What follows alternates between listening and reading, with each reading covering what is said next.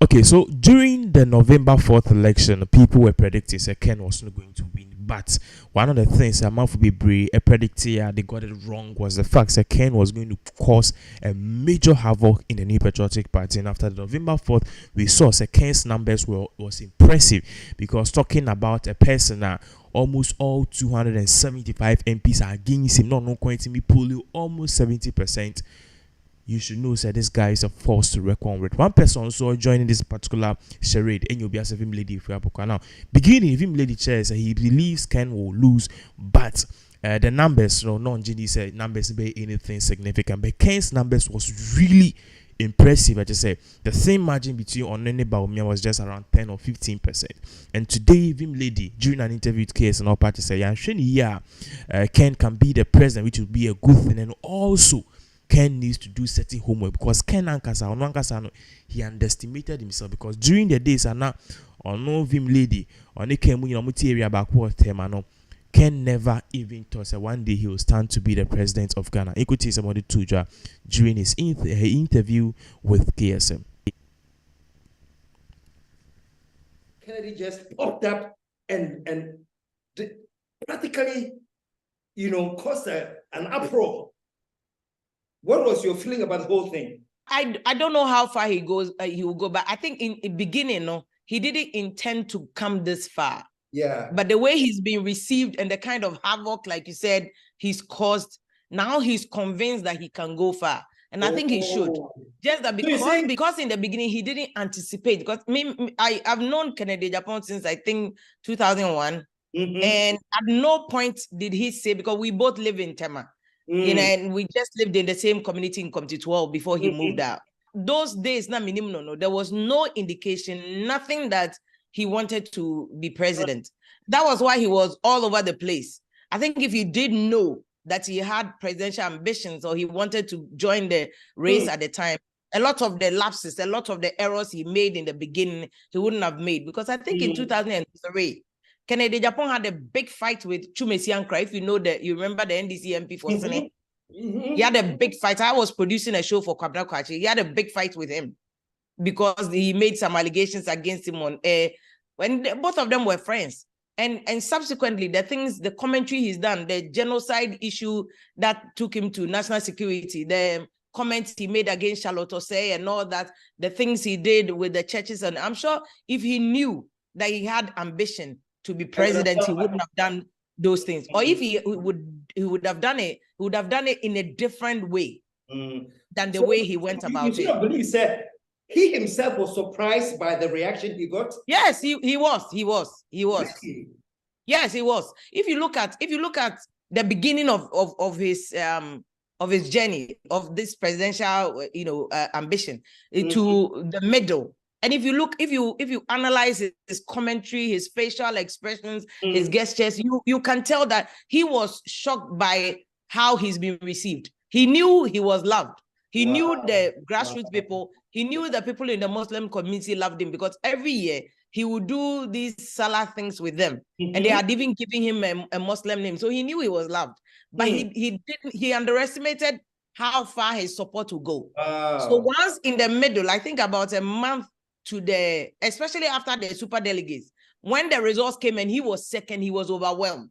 Wow. And he knew that he should take this seriously. So then after the super delegate congress and the main congress, you can see he doubled up his campaign strategy. Yes. And then he doubled down on the excesses. He doubled down on the excesses. So a lot of the things that you would expect the original Kennedy Agyapong to just fly off the handle, he will not fly off the handle. He will do things cautiously now. And that's how my reading tells me that he underestimated the amount of support he would get from the young men. Yeah. It's such an interesting observation, because it didn't click. I thought he was sort of aware of the kind of influence he held and the sway he held, but you are saying it took him by surprise. The extent to which Yes, he did know that he had influence. He did know. And I think that he's also smart in a certain way that he had cultivated by default, because he didn't think that he was going to use this kind of cultivation for any presidential ambition into the future. But the cultivation of the young men, speaking the language of the young men, the radicalism, or that he knew that the young men loved him, but the extent to which he was loved, he didn't know. Wow. So the Superdelegate Congress, the results that came, but more importantly, even not the Superdelegate Congress, but the kind of support he was getting from the younger men. If you do an analysis of the voter database, the registered voter database, you see that the highest number of voter population Ghana has is between the age of 18 years and 35.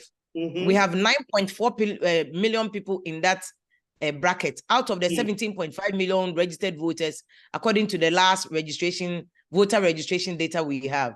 And Kennedy Agyapong has a chunk of those young men. If you test the ground and the young people in that bracket, a lot of those radical young people, they are the ones who want to see like a radical paradigm shift. And a lot of them sing the language of Kennedy Agyapong. And the kind of feedback he got from the ground kind of overwhelmed him, because already he knew he was loved, but he didn't know that it was to this extent. I see. And I think that over the years, and maybe that's also by default, because after Rawlings's days, and most of us were born in Rawlings's era. In Rawlings's days, you had this is a young man who came to do a coup and came into government. But after that, we've had kind of fairly older people being in the realm of office. Kennedy Agyapong is the Nanado of yesterday. Because if you look at, if you do an assessment of the charisma, the language, the energy, the acceptance level of Nanado back in the days of Kumi Prekun, Siemi Prekun, just around 2000, 2009, this is exactly the blueprint of Kennedy Agyapong now. He's speaking the language of the grassroots. And that was the language that Nanado was speaking of the grassroots. So after that, there's been kind of a hunger, a thirst for a young man who speaks the language of the people, who is radical enough. Because, I mean, we all know that Nanado, since he came into office, has lost that radicalism that was synonymous with him. He's lost it. So he's lost those young people who were radical with him. And now he's almost kind of joined the older population who are more conservative, who are more laid back, who are more, cautious of things. And that's what Kennedy Agyapong is doing. So he's almost like living in the ghost of Nanado. So let's look at this. Having overwhelmed and that groundswell that rose up to follow him, if you were in his shoes, what would be your feeling? He said, hey, still I've got power. Do I continue this? Do I stop? I know when they all got on the platform after the election, he says, of course, he gives all his support to Bawumia and blah, blah, blah. Before then had been a different talk. Now that he knows what he has, do you foresee any different direction coming from him? I think if he wants to be smart, if Kennedy Agyapong wants to be smart, and if I were his communication advisor, that's exactly what I would advise him to do. So I on air, I even said two things. Number one, Bawumia must manage Kennedy Agyapong, because the grassroots support that he's got, the fact that he got 37% in the vote, you can't dismiss that. He must manage him. And everybody knows Kennedy Agyapong's temperament. So you don't want to get on the wrong side of him so that he kind of goes off. What would managing him entail? Managing in terms of relationship. Wow. Manage him. Give me three ways I can manage him. What advice would you give? I think the communication channel between Bawumia and Kennedy Agyapong should be on the level of both of them. There should not be any subsidiary agents between them. He should talk to him directly. He should make sure there are no communication barriers between him and Kennedy Agyapong. He should bring him on board. But and today I've seen some story that said that Bawumia went to Kennedy Agyapong's house, and I think that's a very good thing. He's taking my advice. He should go to him, deal with him one-on-one, give him that sense of contentment that you are not out to get you. There's no antagonism. There's no animosity. You'll be a key campaign manager in my campaign. He necessarily have to do it, because anytime Kennedy Agyapong feels left out, anytime he feels like he's being victimized, there's a tendency, and I've seen that trend with him. There's a tendency for him to go all out and say, like we say in Akan, Papa Nyeri, Aboni Nyeri, like what Alan is doing now. Let me spoil that. Let me destroy it. But for Kennedy Agyapong, I've also advised him that it will be in his own interest to manage himself and be cautious from here, because the amount of votes you've gained, there's a reason why you've gained this amount of votes. So this is the time he also needs to work on his image, polishing his image. The excesses that people said he was guilty of. This is the time that you need people like Charlotte Osei. I think that Kennedy Agyapong should just swallow his pride, go to Charlotte Osei and properly apologize to him.